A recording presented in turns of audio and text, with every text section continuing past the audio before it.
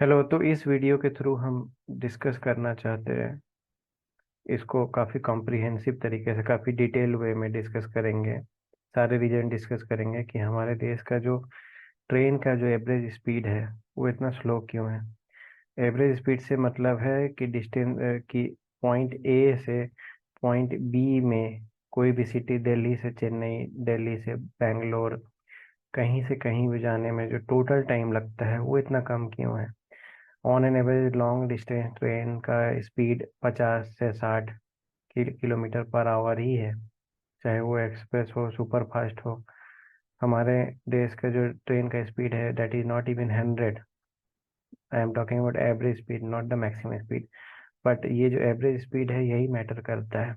Maximum speed आप चाहे 300 रख लो, चाहे बुलेट ट्रेन को दौड़ा लो, बट अगर आपको ए से बी के बीच में जाने में अगर आपको बहुत ज़्यादा समय लग जा रहा है, अगर आप वही हो रहा है जो कछुआ और खरगोश का रेस में होता था कि तेज दौड़ो, फिर रुक जाओ, या किसी तरह समय वेस्ट करो, एंड देन बी में बहुत देरी से पहुंचो, देन ये जो है ये फायदे का बात नहीं है। ओवरऑल जो ट्रैवल एक्सपीरियंस है, जो ट्रैवल टाइम है, ये मैटर करता है। एंड ये स्पीड कैसे बढ़ सकता है, एंड आज के डेट में अभी तक इतना स्लो क्यों है। ये काफ़ी ज़्यादा स्लो स्पीड है, that is less than many developed country. Developed country की बात ही छोड़ो, even developing country like China and other country like Indonesia वगैरह, यहाँ पर हमारे से ज़्यादा बेटर एवरेज स्पीड वाली ट्रेन्स हैं। तो पहला बात तो समझते हैं, पहला रीजन दैट इज जो हमारे ट्रेन्स है वही स्लो हैं। तो हमारे जो ट्रेन आज तक चलते थे उसमें जो है, जो सबसे कॉमन ट्रेन है वो आईसीएफ ट्रेन। जो आईसीएफ रेक्स है, 1950s में इनको इंट्रोड्यूस किया गया। इस तरह के ब्लू, या अभी इस तरह के जो ट्रेन है वो कलर हो गए हैं, that is cream cream cream colour के जो ट्रेन आ रहे हैं। बट ये काफ़ी ओल्ड ओल्ड टेक्नोलॉजी है, यानी इसका जो जो ये ट्रेन डिज़ाइन है, ये एक ज़्यादा 110 किलोमीटर पर आवर का स्पीड से ट्रैवल करने के लिए डिज़ाइन है। एंड दूसरा बात, ये उससे ज़्यादा तेज ट्रैवल कर भी नहीं सकता, और इसमें बहुत सारा सेफ्टी इश्यूज भी है इवन एट दैट स्पीड। इसका इसका जो कपलिंग होता है that is very old type of coupling, उसको बोलते हैं स्क्रू कपलिंग। इस चीज़ को कभी डिटेल में समझेंगे। अभी जो कोर फैक्टर समझते हैं तो वो कपलिंग इतना अच्छा नहीं है, और ये इवन लो स्पीड पे अगर ये डिरेलमेंट होता है या कुछ होता है तो this this proves itself as a very deadly. तो ये एक बहुत बड़ा कारण है। सेकंड है कि हमारे ट्रेन ट्रैक में हमारे हमारे पास मल्टीपल टाइप के ट्रेन है, और सारे सेम ही रेलवे ट्रैक्स का यूज करते हैं, सेम ही रूट का यूज करते हैं। हम ये जो ट्रेन है, चाहे आईसीएफ हो गया, चाहे एलएचबी, आजकल नई ट्रेन आई है जो कि अभी काफ़ी आईसीएफ का प्रोडक्शन बंद होकर एलएचबी ही प्रोडक्शन हो रहा है। एंड ये जो है ये सेमी हाई स्पीड के हिसाब से मॉडिफाई की जा सकती है। सेमी हाई स्पीड यानी 160 प्लस, 160 किलोमीटर पर आवर से ज़्यादा स्पीड चलने के लिए दिस इज केपेबल। एंड ये इसी तरह की ट्रेन जो है, इसी तरह की ट्रेन की मॉडिफाइड वर्जन जो है, that is what we need on all different types. जो मैं जैसे बात कर रहा हूँ, जैसे गुड्स ट्रेन है, या अदर ईएमयू मेमू वगैरह, सेम ही ट्रैक का यूज करता है। एंड सारा का जो स्पीड है वो डिफरेंट है। एंड डिफरेंट होने के चलते आपको किसी को प्रायोरिटी देना पड़ता है, किसी को साइड में लगाना पड़ता है, किसी को रोकना पड़ता है। एंड ये सब जो है ओवरऑल आपका जो ट्रैवल टाइम है उसको बढ़ाता है। तो ये एक बहुत बड़ा मेजर इशू है।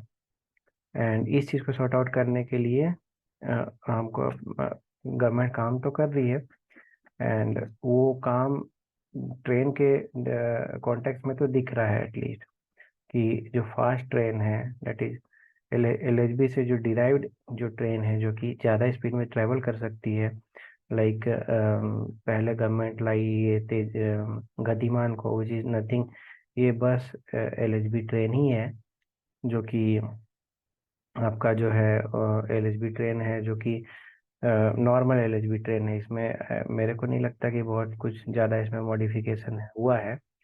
तो ये एलएचबी ट्रेन गवर्नमेंट लेके आई, एंड देन जो कि हाईएस्ट स्पीड से चल सकती है 160 kilometre per our. Then Tejas government लेके आई, एंड देन उसके बाद एक ट्रेन सेट लेके आई, that is Vande Bharat. And Vande Bharat का अदर वर्जन भी आने वाला है, स्लीपर एंड अदर दूसरा। सो ये सब में क्या है कि टॉप स्पीड तो अच्छा है, बट ये दोनों ट्रेन में प्रॉब्लम ये थे कि ये लोको हाउल्ड थे, मतलब लोकोमोटिव इसको खींचता था। यानी ये एक ही उसमें पावर सोर्स होता था जो इसको आगे ड्राइव करता था, बाकी जो इसका व्हील होता है ये सिर्फ रोल करता है। एंड इसको ट्रैक्शन और पूरा तरह से जो पुल करने का जो सिस्टम है वो इंजन के द्वारा होता है। सो ये क्या है कि ये इसलिए ये एक्सेलरेशन में इस तरह के लोकल हाउल ट्रेन जो है वो बेटर नहीं है। एंड ये एक्सेलरेट करने में, स्पीड अचीव करने में काफ़ी टाइम लगाता है। एंड इसलिए जो एवरेज स्पीड है ऑब्वियसली डाउन चला जाता है, क्योंकि ये स्पीड गेन करने में टाइम लगाता है, और जो कि अक्सर हमको ज़रूरत होता है ट्रैक्स में। तो ये एक बहुत बड़ा रीजन है। इसको बेटर करने के लिए वंदे भारत को इंट्रोड्यूस किया गया है, जो कि एक ट्रेन सेट है। मीन्स इसमें क्या है कि हर अल्टरनेट कोच जो है पावर्ड है, इसमें एक इंजन ना होके डिस्ट्रीब्यूटेड सिस्टम लगा हुआ है। यानी कि हर अल्टरनेट कोच जो है उसके अंदर व्हील में मोटर्स लगा हुआ है, जो कि डायरेक्टली इलेक्ट्रिसिटी जो ओवरहेड आ रहा है उसको, व्हील को पावर करता है। इसकी वजह से जो तेजस ये जो वंदे भारत टाइप के ट्रेन है उसका एक्सीलरेशन काफ़ी फास्ट है। इवन बोला जाता है कि बुलेट ट्रेन से भी फास्ट है, 0 to 100 किलोमीटर का स्पीड अचीव करने में। ये जो शिंकानसेन जो जापान का बुलेट ट्रेन है उससे भी फास्ट है। हाउएवर जो हाईएस्ट स्पीड है उसका बात नहीं हो रहा, ये जो एक्सीलरेशन का बात हो रहा है, 0 to 100 उसका। तो ये काफ़ी अच्छा चीज़ है। एंड इस चीज़ का मतलब कि ये ट्रेन डेफिनेटली हमको overall higher average speed achieve करने में मदद करेगा। But still even with Vande Bharat overall 80-85 kilometre per hour यही हमारा एवरेज स्पीड अचीव हो पाता है। तो इसका जो सबसे बड़ा रीजन है कि ट्रेन आप कोई सा भी ले आओ, और उसका कितना भी मैक्सिमम परमिशन, उसका कितना भी टॉप स्पीड रहे, उससे फर्क नहीं पड़ता। आपको बहुत सारे अदर फैक्टर है जिसको सॉल्व करना पड़ेगा, एंड तब जाके आप ओवरऑल जो स्पीड है, एवरेज स्पीड है, उसको आप बढ़ा पाओगे। सो अब एक एक करके उस चीज़ को डिस्कस कर लेते हैं। ट्रेन सेट्स ले आना वो एक अच्छी बात है, एंड उसका ज़रूरत भी है। वो पहला, इस प्रॉब्लम को सॉल्व करने के लिए पहला स्टेप है। बट आगे और ढेर सारे स्टेप है जो कि सॉल्व करने पड़ेंगे, जो कि इंफ्रास्ट्रक्चर से रिलेटेड है, ट्रैक से रिलेटेड है।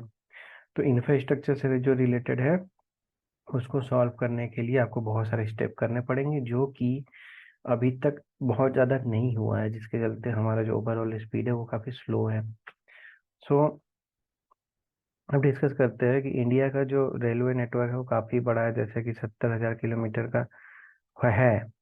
एंड ज़्यादातर जो इस 70,000 किलोमीटर में जो ट्रैक्स है, that is most of the track is 110 kilometre per our के हिसाब से। वो 110 या 100 इस तरह की जो स्पीड है उसके लिए वो ट्रैक का ही जो मैक्सिमम परमिसेबल स्पीड है, मतलब उस ट्रैक में कुछ भी ट्रेन उस स्पीड से ज़्यादा नहीं चल सकता है, वो फिक्स करके रखा हुआ है 110।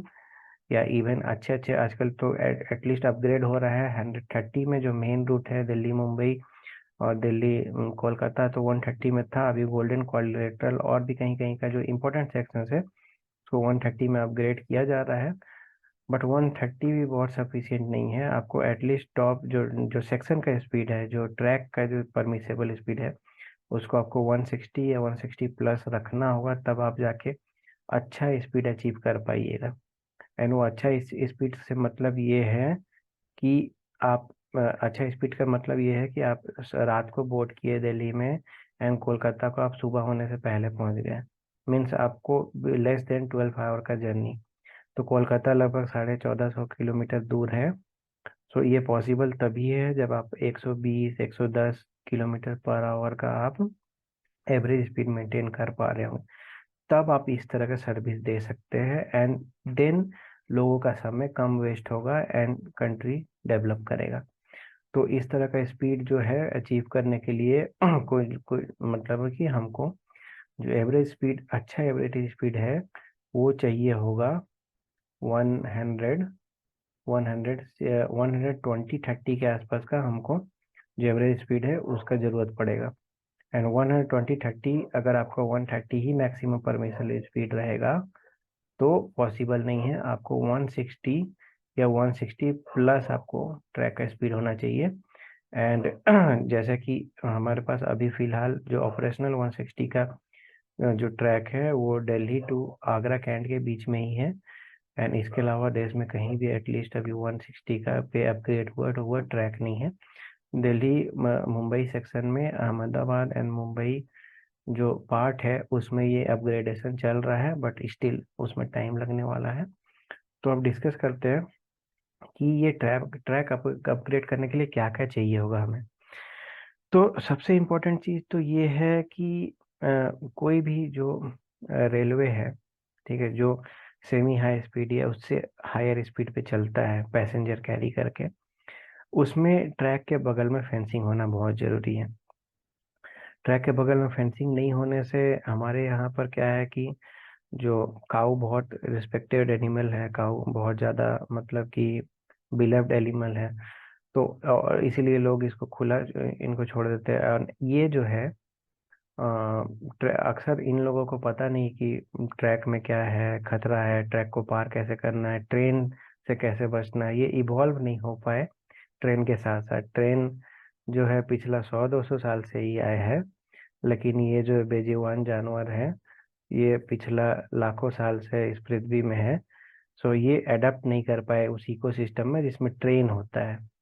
इसीलिए ट्रेन से बच नहीं पाते, ये ट्रेन को समझ नहीं पाते कि ये ट्रेन उसका उनका उसका पीछा ट्रेन साइड में नहीं उनका चल के पीछा कर पाएगा। इसीलिए जनरली ट्रेन को देखते हैं तो ट्रेन के अपोजिट डायरेक्शन में भागने लगते हैं। तो इसलिए और ये उनसे उसका टकरा जाते हैं, तो ट्रेन अक्सर डैमेज हो जाता है। पुराने जो इंजन हॉल्ट वाले लोको हॉल्ट वाले ट्रेन होते तो उसमें तो उतना डैमेज खैर नहीं होता था, बट वो उतना एरोडायनामिक भी नहीं है, तो वो जनरली उतना स्पीड में चलने के कैपेबल भी नहीं है 160 जो हमें चाहिए 160 प्लस पे।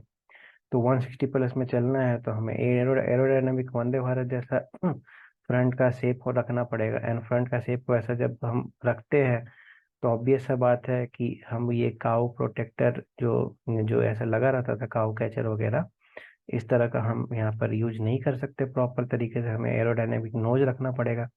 एंड वो एरोडायनेमिक नोज एयर से को डिफ्लेक्ट करने के लिए बना रहता है, काऊ के साथ या बड़ा कोई भी एनिमल के साथ कोलिजन लेने के लिए नहीं बना रहता है। तो सबसे इम्पोर्टेंट चीज़ है कि हमको जहाँ भी स्पीड 160 के किलोमीटर के का चाहिए, जो कि हमको ऑलमोस्ट सारे जगह चाहिए, क्योंकि इंडिया में सारे जगह ही में लोग रहते हैं, सबका टाइम इम्पोर्टेंट है एंड हर जगह इकोनॉमिक प्रॉस्पेरिटी चाहिए। तो हमें ट्रैक की फेंसिंग करनी होगी through out the network. And ये बिल्कुल भी इम्पॉसिबल नहीं है, ठीक है। नेशनल हाईवेज में इस तरह के जो है स्टील के फेंसिंग होती है, जो कि उतना महंगा नहीं पड़ता है। एंड इस तरह की फेंसिंग अगर कर दी जाए एंड लोग समझदार हो, इस तरह की चीज़ को वेंडलाइज ना करें, तो ऑब्वियस सा बात है कि ये चीज़ को हम लोग अवॉइड कर सकते हैं। फेंसिंग ऑल अक्रॉस कंट्री कर सकते हैं काफ़ी कॉस्ट इफेक्टिव मैनर में। एंड ये चीज़ काफ़ी हो भी रहा है अपग्रेड करने के लिए दिल्ली मुंबई सेक्शन में। सेकंड चीज़ पे आ जाते हैं। सेकंड चीज़ ये है अपना सिग्नलिंग सिस्टम।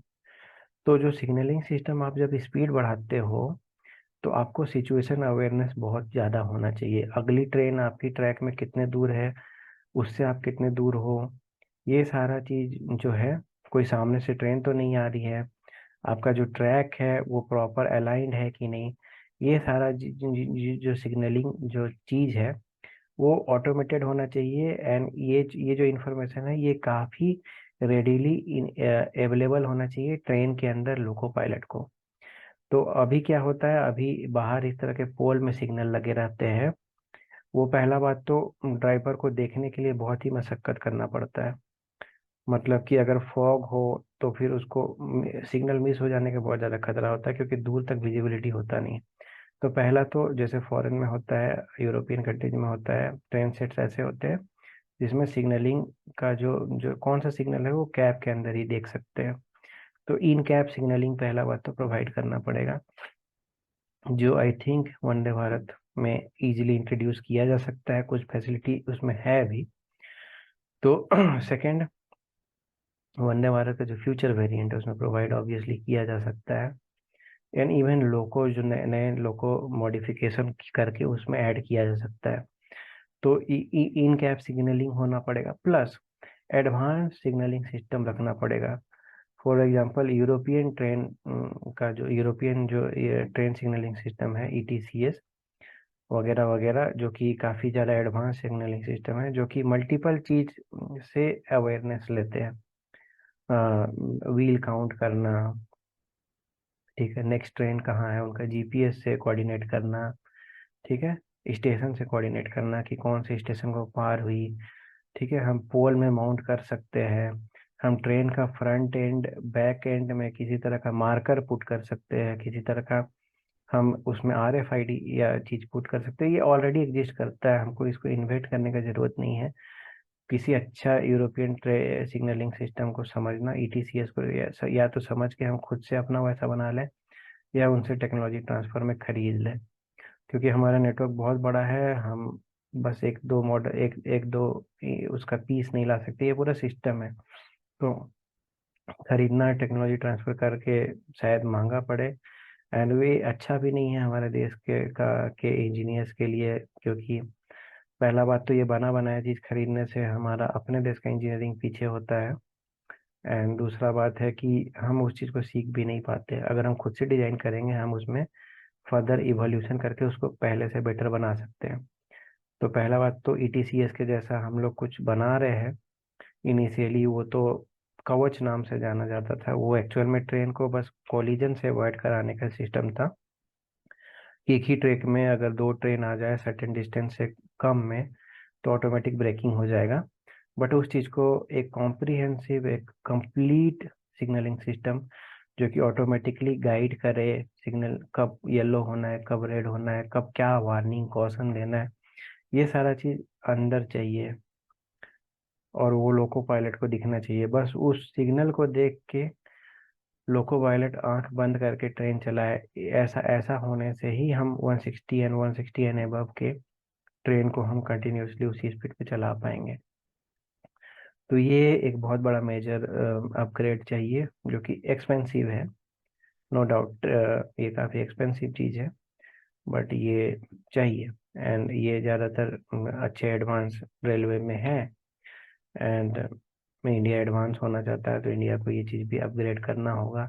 160 एंड 160 के अबव की स्पीड, यानी सेमी हाई स्पीड पे अगर हमको ट्रेनों को चलाना है, अच्छा एवरेज स्पीड पाना है, 120 के एंड 120 से एबव अगर एवरेज स्पीड पाना है, अगर हमको दिल्ली कोलकाता, दिल्ली मुंबई, इवन दिल्ली चेन्नई को 1 नाइट का अगर ट्रेन जर्नी बनाना है, ठीक है, 1 नाइट का अगर ट्रेन जर्नी हमको इसको बनाते देखना चाहते हैं, तो ये सब चीज़ पॉसिबल है एग्जिस्टिंग इंफ्रास्ट्रक्चर पे, बट मेजर अपग्रेडेशन चाहिए। तो ये सेकंड रीजन हो गया। और ये ऐसा नहीं होने से ही, सिग्नलिंग एरर होने से इस तरह के जो, जैसा कि अभी उड़ीसा में जो ट्रेन डिजास्टर हुआ था, सिग्नलिंग सिस्टम माल फंक्शन किया था। उसमें क्या था कि ट्रैक कनेक्शन कहीं और था एंड सिग्नल कहीं और शो हो रहा था। तो ये सब स्मार्ट सिग्नल एरर को डिटेक्ट करने का इनबिल्ट सिस्टम मैकेनिज्म होना चाहिए, जो कि सेफ्टी के साथ ये सब चीज़ को डील कर सके। कुछ भी अगर अनयूजुअल है, कुछ भी अगर फॉल्टी है, तो ये सब चीज़ के अगेंस्ट इसके पास अपना रोबस्टनेस होना चाहिए ताकि इस तरह के इंसिडेंट फिर से कभी ना हो पाए। बिकॉज 100, 110, 160 की स्पीड में 100, 110, 80 का स्पीड में जो कोलिजन होता है, वो कोलिजन अगर 160 एंड उससे एबव की स्पीड में होगा, तो वो बहुत ज़्यादा डिफिकल्ट सिनेरियो होगा। सो इसीलिए ये जो भी सिग्नलिंग सिस्टम हो, वो काफ़ी फूल प्रूफ, सेफ हो, एंड काफ़ी सेफ्टी के साथ हो, काफ़ी वेल रोबस्ट हो, इसका हमको ध्यान देना होगा, जो कि आई थिंक कबज जो डेवलप कर रही है इंडियन रेलवे, वो देख रही है इस चीज़ को। एंड आई होप वो ETCS लेवल 2 के बराबर का सिस्टम वो एटलीस्ट लाए। थर्ड जो है हमारे ट्रैक का जो कंडीशन है, ठीक है। तो अभी तक जो हमारे देश में जो ट्रैक्स यूज होते थे, डेट वेयर 10 मीटर या 20 मीटर का, जो एक एक पैनल होता था रेल का, उसको क्या किया जाता था, उस पैनल को वेल्ड कर करके ऑल अक्रॉस स्लीपर के ऊपर डाल के देन वेल्ड कर करके उसको एल्यूमिनियम से वेल्डिंग किया जाता है। इस चीज़ को आप लोग देखे होंगे वेल्डिंग प्रोसेस को। तो ये वेल्डिंग का जो जॉइंट होता है, पहला बात तो इतना मजबूत नहीं होता, बिकॉज स्टील को एल्यूमिनियम से वेल्ड करना, दोनों सेम मेटल नहीं है। वो जो जंक्शन है ऑब्वियसली वो सबसे वीक पॉइंट रहता है ट्रैक में, एंड ये वेल्डिंग ब्रेक होने का बहुत ज़्यादा चांस होता है, खास करके हाई स्पीड में तो हो ही हो। ऑब्वियसली जब स्ट्रेस पड़ रहा हो ट्रैक में, तो वेल्डिंग फेल्यूर होने का चांस बहुत ज़्यादा होता है। तो ये जो जो वेल्डेड ट्रैक होते हैं जो आज है, 110 का स्पीड को सपोर्ट करता है, जो 130 तक में भी सपोर्ट में चल जाता है। तो इस चीज़ को रिप्लेस करके हमको कंटिन्यूअस जो है ट्रैक्स, जैसे इंडियन रेलवे इंट्रोड्यूस किया R260, ठीक है, लगभग 250 मीटर का एक सिंगल रेलवे ट्रैक का जो पैनल है, वो उस तरह का, मतलब कि आपको 1 किलोमीटर में बस 4 वेल्डिंग करना पड़ेगा अगर इस तरह का ट्रैक डालते हैं। अभी नया एक नाम आ रहा है R350। सो इसका स्पेसिफिकेशन और बेटर है, ठीक है। पहला बात तो ये ज़्यादा पर मीटर जो इसका जो स्टील का डेंसिटी है वो ज़्यादा है, मीन्स पर मीटर जो है उसका वेट नॉर्मल पैनल से ज़्यादा है। सेकेंड, उसका जो लेंथ है, ठीक है, वो ऑब्वियसली 260 से भी लंबा होगा, सिंगल पैनल बहुत ज़्यादा लंबा होगा। सो इसको हैंडल करने के लिए अलग तरीके से इसको बिछाना होता है। बट ये अदर थिंग है, बहुत सारे देश, चाइना, इस तरह का लंबा लंबा जो हाई स्पीड ट्रैक है, सेमी हाई स्पीड ट्रैक है, वो इस तरह का पैनल ही डालता है। तो हमको भी इस तरह का डालना चाहिए ताकि कम से कम जॉइंट हो, एंड जब जॉइंट कम हो और ज़्यादा इसका टेंसाइल स्ट्रेंथ ज़्यादा हो, तो ये ट्रैक कभी भी माल फंक्शन नहीं करेगा, मेंटेनेंस इसमें कम आएगा। बाकी नॉर्मल जो बैलेस्ट एंड स्लीपर है, ये सेमी हाई स्पीड के लिए वेल इक्विप्ड है। सेमी हाई स्पीड बैलेस्ट पे भी चलाया जाता है। जो UK का जो रेलवे नेटवर्क है वो पूरा तरह से बैलेस्ट में है। सो उसमें तो 200 की स्पीड भी अचीव कर लेते हैं। तो स्लीपर का जो डेंसिटी है, कितने दूर में एक दूसरा से एक दूसरा को बिछाया जाता है, ये डिस्टेंस को रिड्यूस करके हम लोग उस चीज़ को अचीव कर सकते हैं, सेमी हाई स्पीड। सेकेंड और अगला पॉइंट है लॉ एंड ऑर्डर। देखिए हमारा रेलवे इतना बड़ा है, और ज़्यादातर जो रेलवे है जब सिटी के अंदर एंटर करता है, मेजर सिटी, दिल्ली, मुंबई, चेन्नई, कोलकाता वगैरह, इन इवन छोटे सिटीज, हर सिटी में ये ऐसा प्रॉब्लम है, ऐसा देखा जाता है कि रेलवे ट्रैक्स के अगल बगल स्लम्स होते हैं, एंड वहाँ के लोग जो होते हैं ट्रेस पास करते हैं रेलवे के ट्रैक्स में, एंड ऑफन रेलवे में स्टोन पेल्टिंग का भी इंसिडेंट होता है।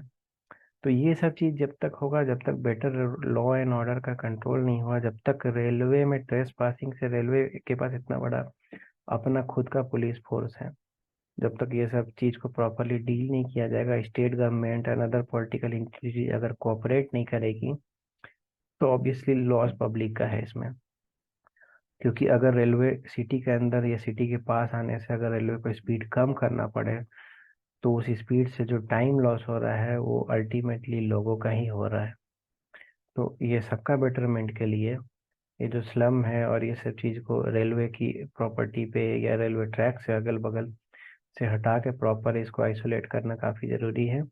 और इस तरह के जो ये सिक्योरिटी इशूज है, जो ट्रेनों में स्टोन पेल्टिंग भी होती है कई जगह, जिसके चलते उसके उसमें विंडो वगैरह डैमेज हो जाते हैं, तो ये सारा चीज़ economical viability and sustainable railway का ग्रोथ के लिए ये काफ़ी अच्छा नहीं है, यानी ये सारा चीज़ को आपको रिजॉल्व करना ही पड़ेगा। नेक्स्ट पॉइंट है ग्रेडियंट्स एंड कर्व। तो आप लोग हमेशा अक्सर देखे होंगे जहाँ पर घाट सेक्शन होता है या जहाँ पर रेलवे मतलब कि स्ट्रेट जहाँ पर प्लेन है वहाँ तो ऑब्वियसली आपको कर्व देखने को कम ही मिलेगा। बट जहाँ पर जनरली हिली रीजन होता है, थोड़ा मोड़ा हिल है या उस तरह का रीजन में आपको ग्रेडियंट देखने को मिलेगा, कभी चढ़ाई है, कभी उतराई है। तो ये सारा चीज इंडियन रेलवे में एग्जिस्ट करता है। एंड कर्व थोड़ा या ज्यादा डेफिनेटली होगा ही, कभी ना कभी ट्रेन को कर्व लेना ही पड़ेगा। तो ये जो कर्वेचर है अगर इसको बढ़ाया जा सके देन ट्रेन जो है उसमें बेटर हायर स्पीड पे कर्व ले पाएगी। एंड ये ग्रेडियंट को जितना कम से कम रखा जा सके, ये जो स्लोप है, ठीक है, मतलब कि आप कितना आगे बढ़ रहे हैं और उस आगे बढ़ने में आप कितना चढ़ाई कर रहे हैं, ये चीज को जितना कम रखा जाए ना, इसको ग्रेडियंट बोलते हैं। अगर ग्रेडियंट बहुत ज्यादा इस तरह से हुआ, आप कम ही दूर में बहुत ज्यादा चढ़ाई कर ले रहे हैं, देन आपका ग्रेडियंट हाई है। अगर इस तरह का सिचुएशन है तो ऑब्वियसली ट्रेन को पास बहुत ज़्यादा पावर चाहिए वो चीज़ करने के लिए। एंड ट्रेन स्किड ना करे उसके लिए आपको बैंकर चाहिए, यानी तो ट्रेन सेट जो है इस चीज़ को बेटर तरीके से डील कर सकता है। बट स्टिल अगर ग्रेडियंट ज़्यादा रहे तो ट्रेन सेट भी स्ट्रगल करेगा किसी किसी ना किसी पॉइंट पे। और सेकंड जो कर्व है उसको नेगोशिएट करने के लिए भी आपके पास ऐसा प्रोविजन रहना चाहिए कि पहला बात कर्व कर्व का बेंडिंग कम हो। और बट ये सब ऐसा चीज है कि आपको कर्व हटाना, ग्रेडियंट हटाना एग्जिस्टिंग सिस्टम में ये पॉसिबल नहीं है। ये ट्रैक जहाँ पर है उस चीज को पूरा तरह से चेंज करना और काफी एक्सपेंसिव प्रैक्टिस है ये। तो ये चीज को फिक्स करना एग्जिस्टिंग रेलवे के लिए इकोनॉमिकल नहीं है मेरे हिसाब से। हालांकि कुछ जगह जहाँ पर इसके अलोंग जैसे दो ट्रैक्स है ऑलरेडी, कोई तीसरा ट्रैक बिछाया जा रहा है, उसका ग्रेडियंट और उसका कर्व रिड्यूस करके डाला जा सकता है एंड उससे ट्रेन को हाई स्पीड पे निकाला जा सकता है। तो ये सारा चीज को डील किया जाएगा, किया जाना चाहिए फ्यूचर में। जो ट्रैक एटलीस्ट लेइंग हो उसमें कम से कम कर्वेचर हो, कम से कम ग्रेडियंट हो, इस चीज का ध्यान रखना तो रेलवे को सोचना पड़ेगा। अदरवाइज अच्छे ट्रेन सेट्स लाने होंगे जिसमें जैसे जैसे कि वंदे भारत है जिसमें अल्टरनेटिव कोच पावर्ड है।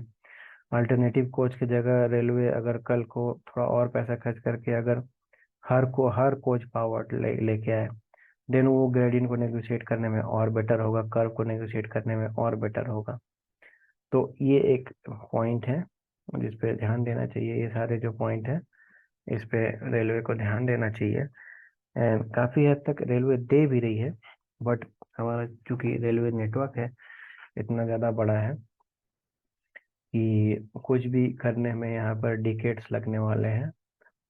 तो लगेंगे डिकेट्स, बट एक अच्छा विल पावर, एक अच्छा इनिशिएटिव और अच्छा अगर फास्ट तरीके से काम किया जाए तो ये रेलवे का जो अपग्रेडेशन है उसको बेटर बनाया जा सकता है। एंड 120, 130, इवन 140 की जो एवरेज स्पीड है उसको अचीव किया जा सकता है फॉर लॉन्ग डिस्टेंस ट्रेन। अगर तो चेन्नई दिल्ली से लगभग 180 किलोमीटर दूर है, अगर आपको वहां पर पहुंचना है, आपको वन नाइट मतलब कि अगर वन नाइट के हिसाब से ही आपको सोचना पड़ेगा।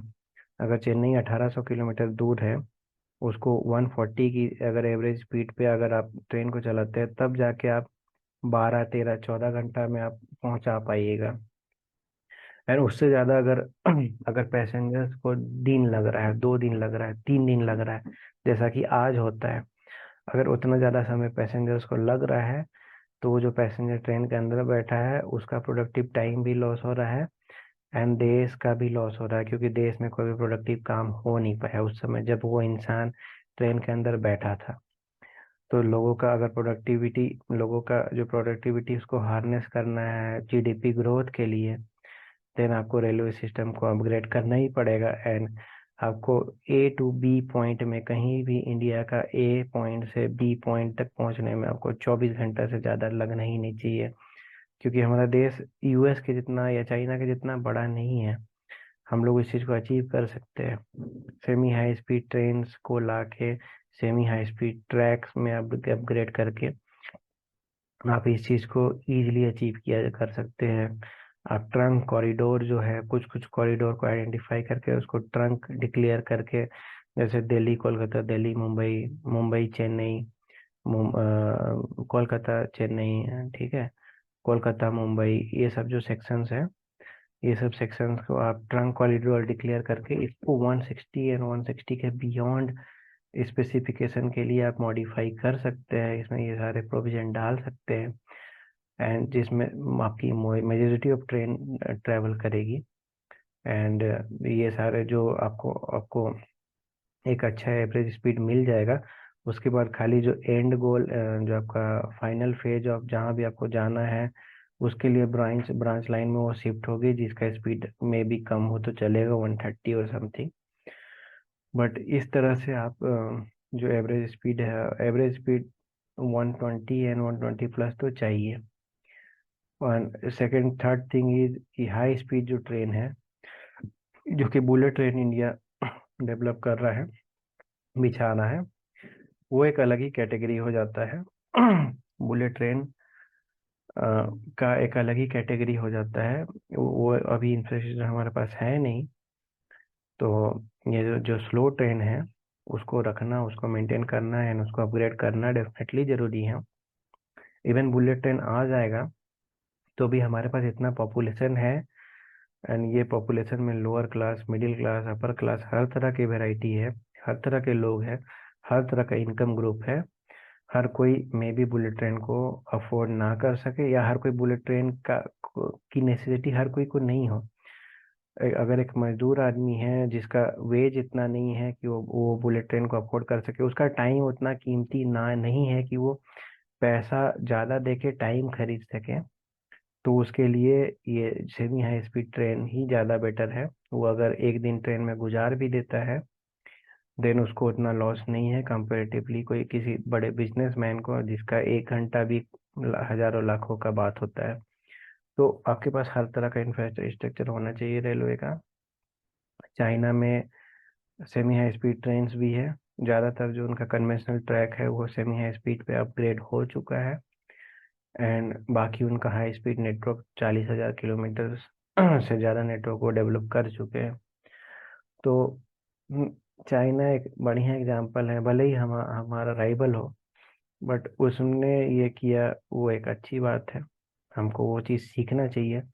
चाइना एक अच्छा डेवलपिंग मॉडल हमारे सामने प्रेजेंट किया। तो अगर हमको अपना बेटर जो है लाइफ स्टाइल और जो हमारा देश को आगे डेवलप बनाना है, एंड डेवलप कंट्री की लीग में हमें जाना है, तो नॉर्मल जो कन्वेंशनल रेलवे है ये कहीं नहीं जाने वाला। नॉर्मल कम कन्वेंशनल रेलवे और भी ज़्यादा इंक्लूड, और भी ज़्यादा डेंस, और भी ज़्यादा नेटवर्क एक्सपेंशन इसमें किया जाएगा। एंड ये सारा जो जो टाइम, जो जो पैसेंजर ट्रैवल टाइम जो लग रहा है, वो रिड्यूस किया जाना, जो गुड्स ट्रैवल का टाइम जो लग रहा है वो रिड्यूस किया जाना काफ़ी ज़्यादा इम्पोर्टेंट हो जाता है इसके लिए। तो ये एनालिसिस कैसा लगा प्लीज़ कमेंट में बताएं। एंड आप किसी और चीज़ के बारे में जानना चाहते हैं तो मैं उसके बारे में भी एनालिसिस कर सकता हूँ, टेक्निकल चीज़ें। तो फिर आपसे कभी मिलेंगे, एंड तब तक के लिए बाय।